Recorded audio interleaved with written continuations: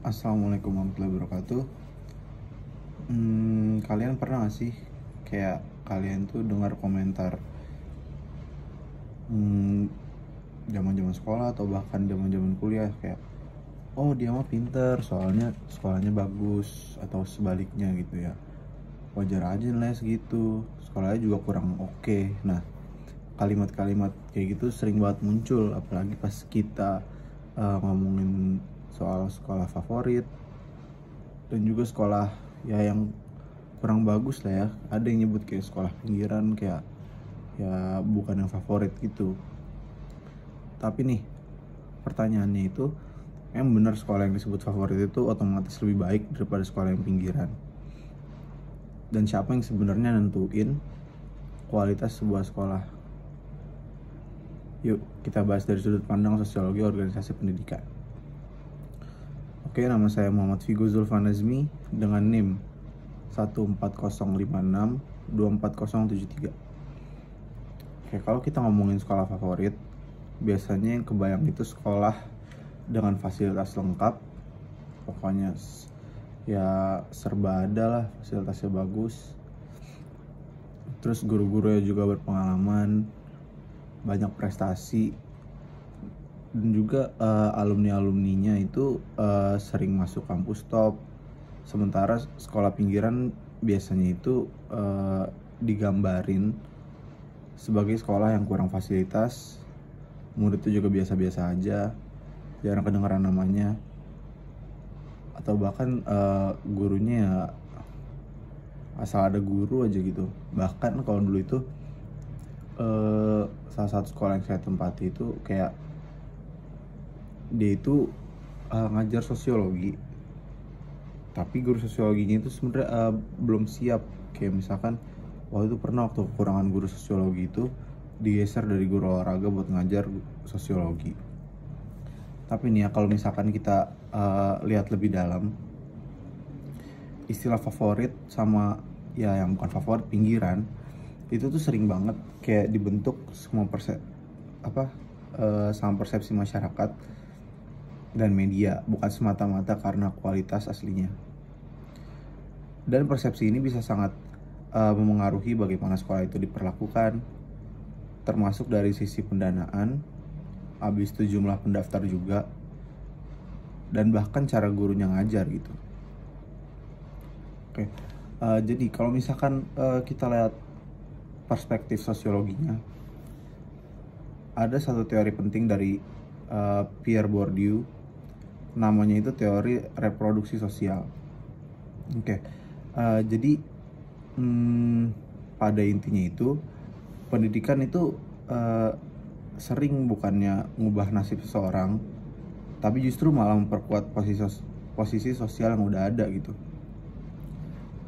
Maksudnya itu gini, contohnya anak dari keluarga itu mampu biasanya lebih mudah masuk ke sekolah favorit karena mereka punya akses ke bimbel, les privat, bahkan jaringan sosial yang kuat gitu.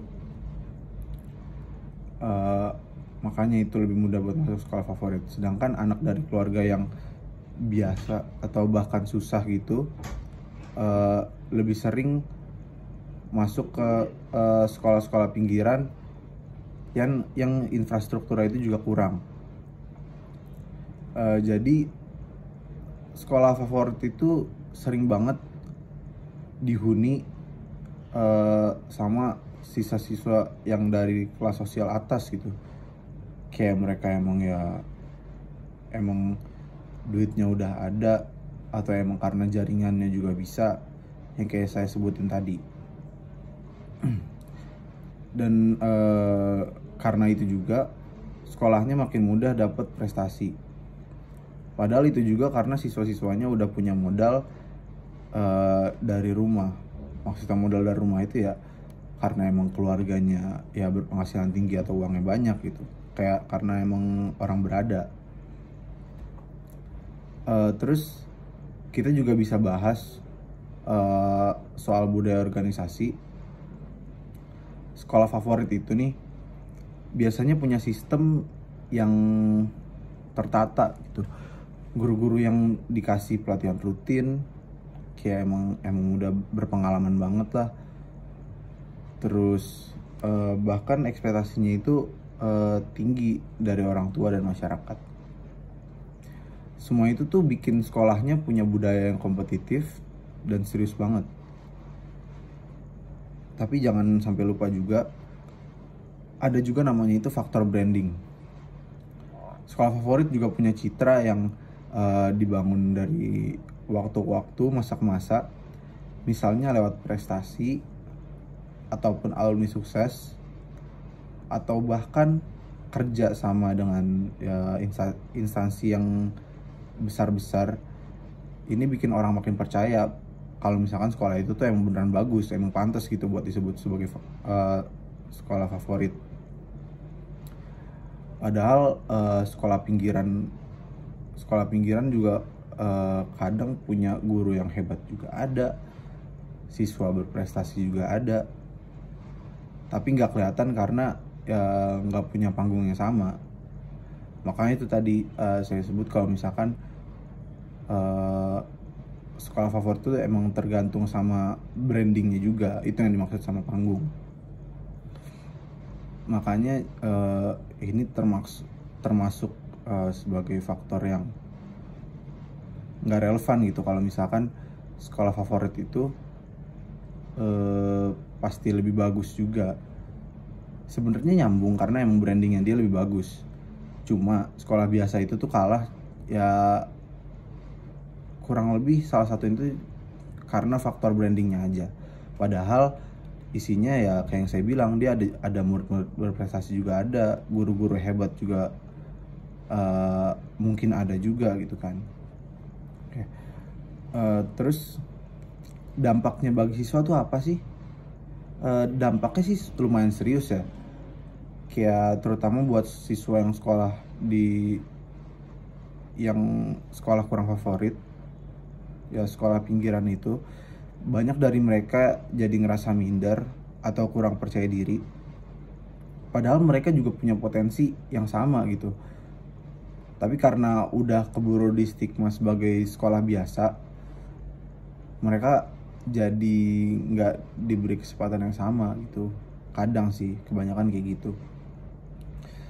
Menurut saya sih itu termasuk kayak sugesti gitu buat siswa-siswa yang di sekolah pinggiran ini.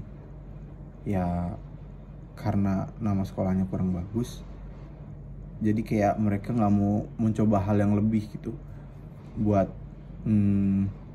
naikin prestasinya atau buat naikin namanya dan segala macam.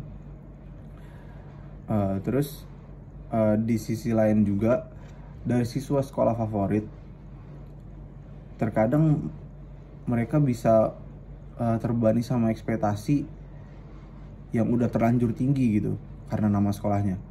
Harus juara, harus masuk kampus top juga, harus ini itu, ya banyak hal. Jadi kadang tekanan mentalnya itu juga besar buat mereka, siswa-siswanya. Kayak mereka itu tuh terlanjur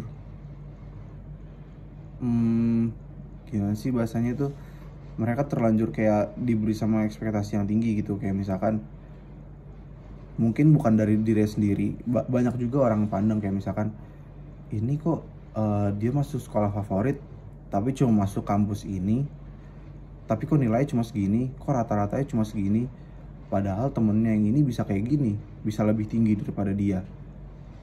Kenapa sih dia kayak gini? Kayak kurang banget. Nah, ketimpangan yang kayak gini gitu bisa memperparah kesenjangan sosial menurut saya, terutama di masyarakat. Pendidikan yang harusnya jadi alat buat mobilitas sosial justru malah memperkuat kelas sosial yang ada. Jadi kalau misalkan kita balik ke pertanyaan awal, siapa sih yang nentuin kualitas sekolah? Jawabannya nggak sesimpel karena emang fasilitas lengkap, ataupun karena guru berpengalaman, ataupun sebaliknya fasilitas jelek, ataupun gurunya ya yang kurang bagus kayak sembrono juga. Kualitas itu tuh dibentuk oleh banyak faktor. Yang pertama itu salah satunya akses sosial, terus persepsi publik, sistem organisasi sekolah, dan tentu aja kebijakan pemerintah. Sebagai mahasiswa kita bisa mulai mengubah cara pandang itu. Gak semua orang dari sekolah pinggiran itu gak punya masa depan gitu.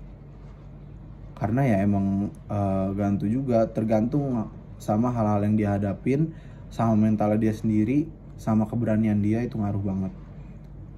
Dan juga gak semua sekolah favorit itu juga pasti bakal jadi orang besar gitu ke depannya.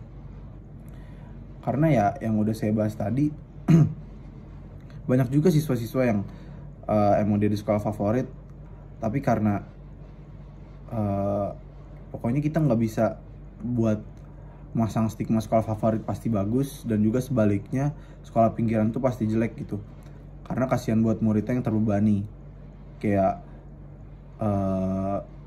kalau ditarik singkatnya itu, sekolah biasa itu jadi nggak pede karena sekolahnya udah terlanjur jelek. Dan kalau misalkan sekolah yang favorit, dia jadi terbebani karena ya standarnya udah tinggi gitu, nilainya harus tinggi, prestasinya harus banyak gitu. Yang penting itu gimana sistem pendidikan bisa lebih adil sih, kayak fasilitasnya lebih setara, dan gak cuma melayani yang udah di atas aja, kayak yang udah berada gitu. Ya itu harus dilebihi, disetarain sih menurut saya. Oke. Sekian dari saya.